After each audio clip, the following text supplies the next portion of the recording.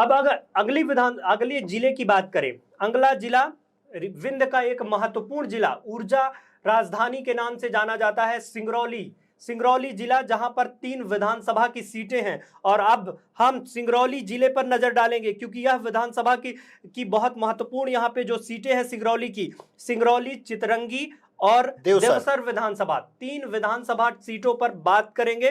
तो पहले अमित जी, हम आपसे जानना चाहेंगे, क्योंकि 3 विधानसभा सीटें, बहुत कांटे की टक्कर, सिंगरौली में क्या? देखिए, सिंगरौली जिले में तीनों की तीनों सीटों पर भाजपा ने अपने प्रत्याशियों को बदल दिया था और 3 की 3 सीटें सिंगरौली जिले की जब बदली गई, उससे परिस्थितियां बहुत बदल गई। जिसका टिकट कटा वो सीधे तौर पर पार्टी के साथ नहीं था और पार्टी के खिलाफ काम हुआ होगा, भले कितना इनकार किया जाए। सिंगरौली में प्रॉपर सीट पे अगर बात करें तो रेणु शाह, रामनिवास शाह, रानी अग्रवाल और बागी, बीजेपी से बागी चंद्र प्रताप, हाँ, ये चुनाव लड़े। वो बहुत मजबूत स्थिति में थे, बहुत मजबूत स्थिति में थे, लेकिन उसके बाद भी ये कहा जा रहा है कि यहां पर मजबूत स्थिति के बाद भी बीजेपी स्ट्रांग है, ऐसा माना जा रहा है। लेकिन गेम बिगड़ भी सकता है, ये स्पष्ट कहना थोड़ा सा जल्दबाजी होगी, क्योंकि यहां पर रानी अग्रवाल का जरूर जो स्टेटस है, क्योंकि वो वहां सिंगरौली की महापौर हैं, आम आदमी पार्टी की प्रदेश अध्यक्ष हैं, उनकी स्थिति उतनी अच्छी नहीं मानी जा रही।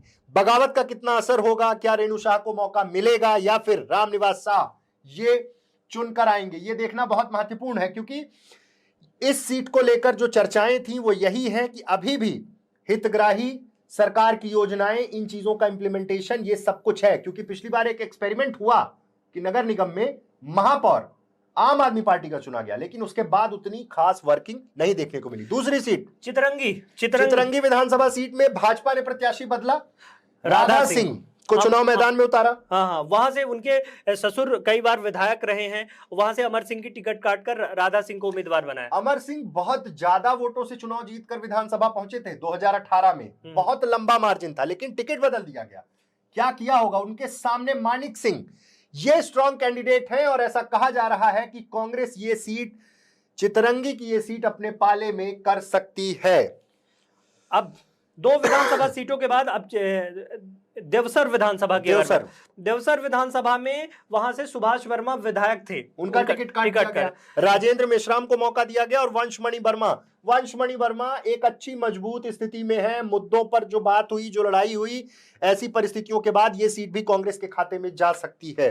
तो अब हम उस आंकड़े की ओर बढ़ेंगे। सिंगरौली जिले की 3 विधानसभा सीटों पर आंकड़े की अगर बात करें, अमित जी बताएं, विंध्या टाइम्स का क्या ओपिनियन है सिंगरौली जिले का? सिंगरौली जिले को लेकर स्पष्ट जो एग्जिट पोल हमें जो लग रहा है, हमने जो एनालिसिस किया है, 1 सीट भाजपा को मिल सकती है और 2 सीटें कांग्रेस के खाते में जा सकती हैं।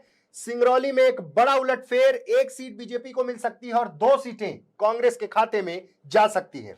यानी कि सिंगरौली में तमाम आंकड़ों के बाद हमने यह परिणाम की ओर हमने यह एग्जिट पोल निकाला है। हम एक बार फिर से यह बात कहेंगे कि यह एग्जिट पोल है, एग्जैक्ट पोल नहीं है। 3 दिसंबर को जब मध्य प्रदेश के विधानसभा चुनावों के परिणाम आएंगे तब यहां की स्थिति साफ होगी। लेकिन फिलहाल जो आंकड़ा हमने तमाम लोगों से बात करके सामने आया है वो आपके सामने रख रहे हैं।